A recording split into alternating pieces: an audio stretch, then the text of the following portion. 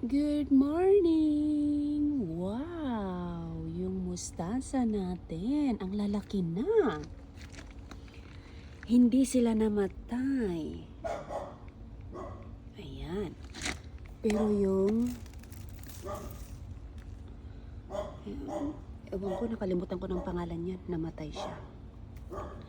Pero kukuha ako ng pandagdag ulam namin. Isasahog ko sa itlog and sausage. So, hindi na yung pechay. Kasi yung pechay, marami din yung leaves niya. Pakita ko sa inyo. Pero before that, look at my, anong tawag dito? Garlic. My garlic. Nilagay ko dito kasi kinakain ni Pango. Kasi nilagyan ko siya ng tain ng quail namin. Kasi pang fertilizer. Ayan. Diba? So yan. Nilalagay ko dito para hindi ng aso. So ayan. Yung mga, ayan, may ano pa yan. Ayun, yung mga tumutubo, ito maliliit na to is chimes. So, ayan, wakey wakey, wake up na. Time to rise. Ayan. Ang laki pa ng, natin, eggplant. Yung chives, naulanan sila ng, ayan yung broccoli natin, guys. Look at my broccoli. May laman na. So, ayan. Oh, ito is radish. Ito, ay! Ang sarap naman. Ang saya-saya naman. Look at my broccoli. May laman na. Ayan yung mga sili ko, guys. Tignan mo, ang dami pa ring mga bunga yung aking sili. Oh my goodness. May bunga pang aking sili dito. Ayan. Oh, kailangan ko nang kunin ito, guys. So, kukunin na natin. Ay, nako. Ito is, nagbabahay na yung uod. So, tanggalin natin yan. Ayan, nakikita nyo yan? May uod na.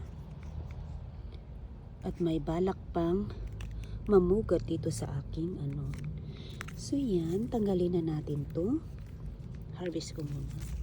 Ayan, guys. Naka-harvest tayo ng 2 bell pepper. And meron pang orange doon.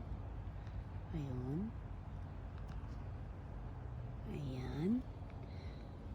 So, thankful naman at hindi namatay itong mga aking sili. At meron akong mahabang sili. Ayan.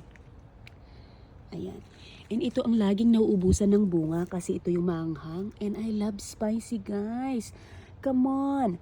Mag-ano kayo. So, dagdagan ko yung tanim ko next.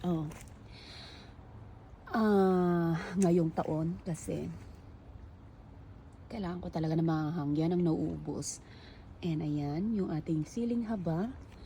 And marami pa doon. Yung green nating bell pepper.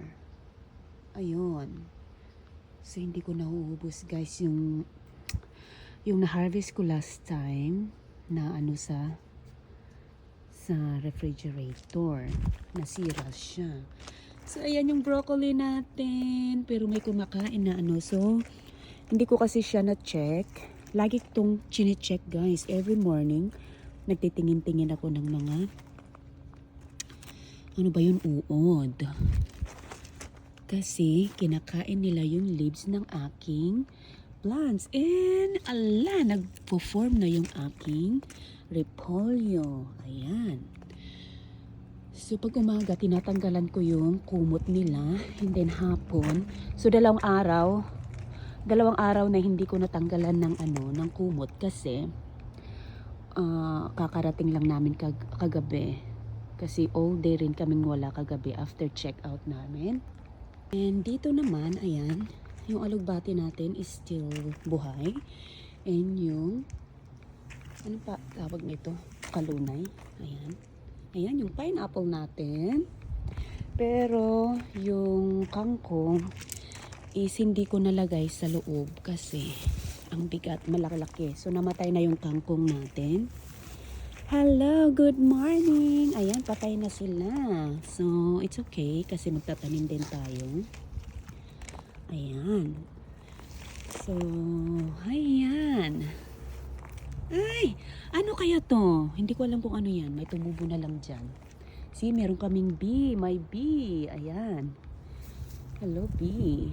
And, ito. Ang ganda ng bunga nito. Ano ang pangalan nito? Nakalimutan ko na. Basta maganda siya. Ay, pakainin ko nga pala si John. Ng one for me and one for Johnny. Ayan. Ayan, more garlic. So dito, walang masyadong fertilizer na nilagay ko. Kaya hindi kagaya dun sa kabila nilagyan ko ng mga ipot ng quail ni Johnny. So ayan, dito naman, then punta tayo sa kabila. Ayan. Wow! May flower na yung aking. Oh, ayan. So, siguro pag gumanda-gandang tatanggalin ko to. Ayan, tatanggalin ko yan. Lilinisan natin. And wow, look at my garlic. Onion. Pero, too bad kasi pero at least may bulaklak. So ayan, nilagyan ko din yan ng mga ipot ng quail. So yun yung pechay natin na lagi kong kinukuhanan ng ito yung halihak natin. I think I need to transfer this one. Nawawalan talaga ako ng time kasi lagi na akong nag-work ngayon. Pati Monday, pinag-work na ako. Ayan, oh my God, ready na ba?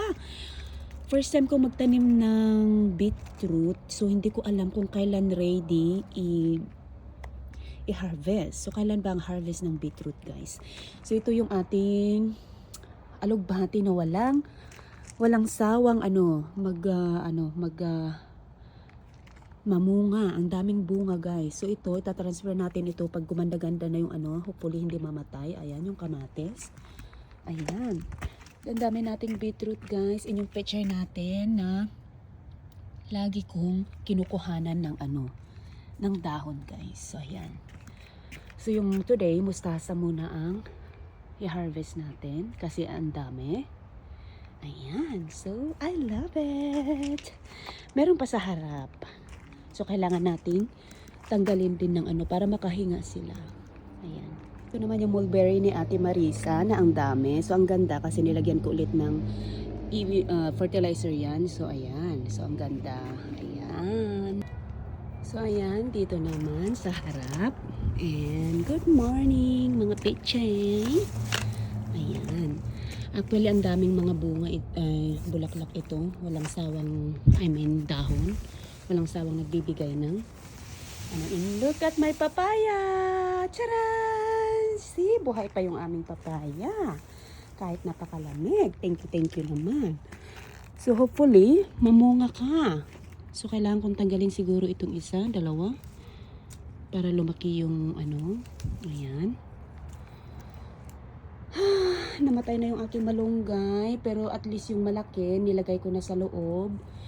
So, nagbibigay din ng maraming dahon na yung andun sa loob. So, ayan. So, kailangan nating linisan after. Pag medyo mainit-init na kasi ang lamig. Oh, ayan. Yung ating peach. Hello, peachy.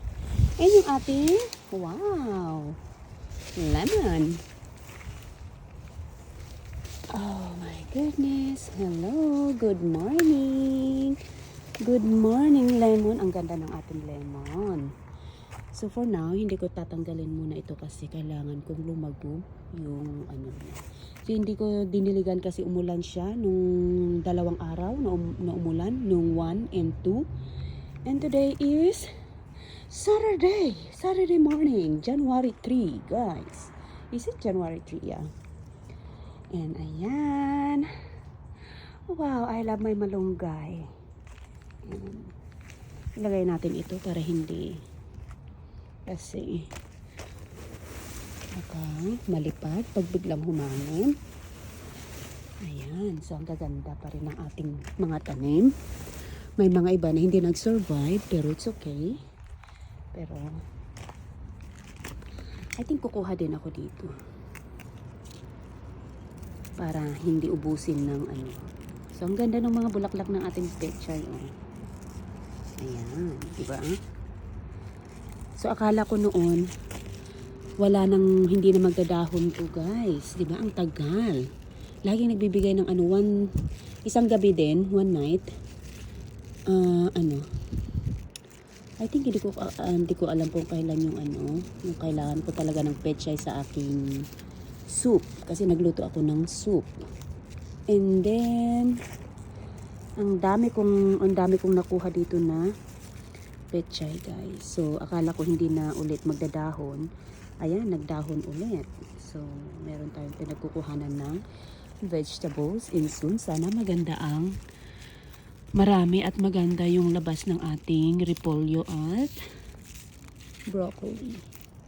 So, ayan. Dito hindi masyado, pero ayan, malapit nang pumutok yung ating binhi. Ayan, ilagay natin dito para just in case, dyan na siya tumubo.